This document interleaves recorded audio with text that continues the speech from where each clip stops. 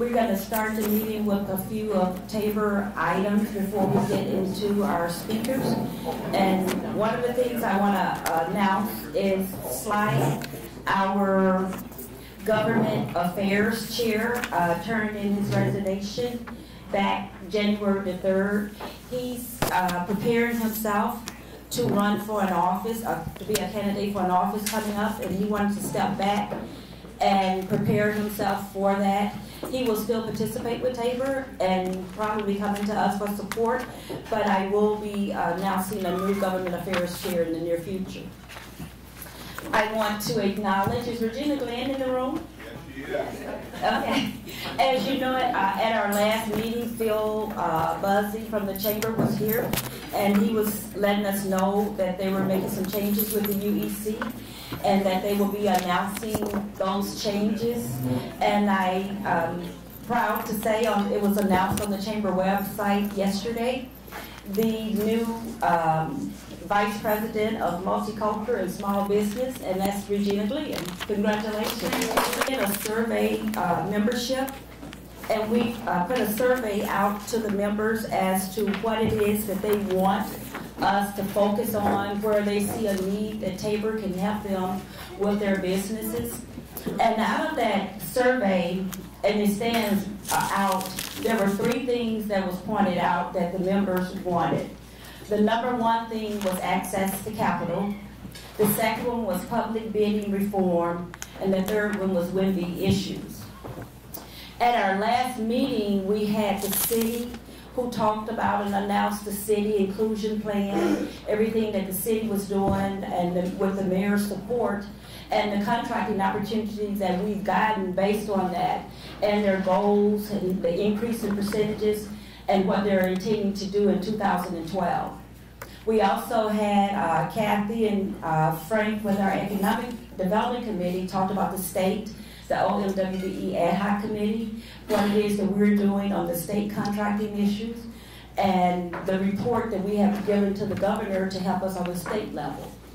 We have one of the presentations today is going to be the county. They were able to make the last meeting, and the county is going to report to us on their small business accelerator and what's going on with that, and their accomplishments and things that they're doing. So in looking at the 2 of the areas, we have seen a lot of progress. We see where between the state, the county, and the city, the inclusion, we are making a difference. On the access to capital, the number 1 thing, we met with, and I announced at the last meeting, the Department of Commerce put about $8.2 million into an organization called Craft 3. It was formerly known as Enterprise Cascadia. And they matched the funds, and their goal is to get money back out into the minority community, into the African American WIMBY businesses, and to be able to fund what they call the unbankable. Tabor met with them, and you will see in our journal at the beginning of the month.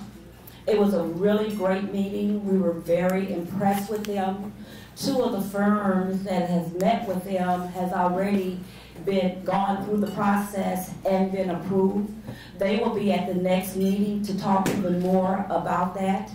And their goal is to get what we need to grow our businesses, to hire others, and to get this money back out to us to get us growing. So I think that's going to be a really good meeting for you to be at and hear. Also, in talking to some of the members, another thing that came out of that meeting is banking relationship and getting a relationship and bringing their businesses into a bank that's a partner, and where they should start thinking about opening up or moving their money to and working with. So we also, at the meeting next month, are going to bring in a Tabor member, Dan, who was with Fortune Bank. He's now with, I think it's called Seattle Bank.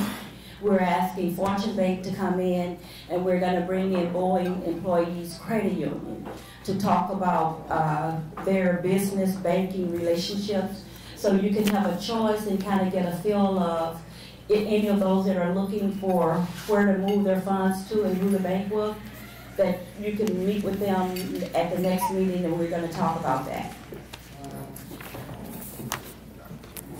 And I know that there are quite a few people that have to leave early. Today, the city, our mayor is having the city hall open house from 10 to 2. And people have made it clear that if you see them walk out, it's nothing to do with the meeting or the presenters. They made commitments, and I got a text this morning from Nancy Locke, but they made commitments and will have to be over at the open house.